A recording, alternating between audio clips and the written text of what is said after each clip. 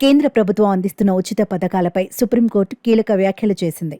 ఎంతకాలం ఉచిత పథకాలు ఇస్తూ పోతారు, ఉపాధి కల్పించలేరా అని దేశ సర్వోన్నత న్యాయస్థానం కేంద్ర ప్రభుత్వాన్ని ప్రశ్నించింది. కరోనా దగ్గర నుంచి వలస కార్మికులకు ఉచిత రేషన్ ఇస్తుండడాన్ని గుర్తు చేస్తూ వారికి ఉద్యోగ అవకాశాలు కల్పించి నైపుణ్యాలపై శిక్షణ ఇవ్వాల్సి ఉందని పేర్కొంది.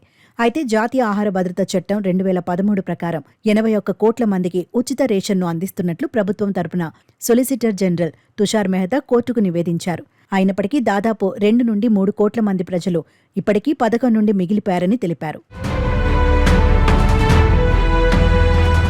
అయితే ఈ లెక్కలను బట్టి చూస్తే పన్ను చెల్లింపుదారులు మాత్రమే ఈ స్కీమ్కు దూరంగా ఉన్నారని ధర్మాసనం ఆశ్చర్యం వ్యక్తం చేసింది. కరోనా మహమ్మారి మొదలైనప్పటి నుంచి వలస కార్మికులకు ఉచిత రేషన్ లభిస్తోందని, దీనికి బదులుగా వారికి ఉపాధి అవకాశాలు కల్పించడం, వారిలో నైపుణ్యాభివృద్ధిని పెంపొందించడం వంటి చర్యలు చేపట్టాల్సిన అవసరం ఉందని ధర్మాసనం స్పష్టం చేసింది.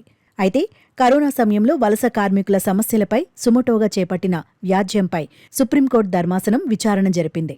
ఈ క్రమంలోనే ఓ స్వచ్ఛంద సంస్థ తరపున న్యాయవాది ప్రశాంత్ భూషణ్ వాదనలు వినిపిస్తూ నిరుద్యోగం గణనీయంగా పెరిగినందున కరోనా మహమ్మారి కారణంగా పేద ప్రజల పరిస్థితి నిజంగా అధ్వానంగా ఉందని అన్నారు. 2020లో కరోనా కాలంలో మొదలైన వలస కార్మికుల కష్టాలు నేటికి కొనసాగుతున్నాయని తెలిపారు. అందుకే కరోనా సమయంలో ఈ శ్రమ్ పోర్టల్లో పేర్లు నమోదు చేసుకున్న వలస కార్మికులకు కూడా ఉచితంగా రేషన్ ఇచ్చారని, దాన్ని ఇంకొంతకాలం పాటు కొనసాగించాలని కోరారు.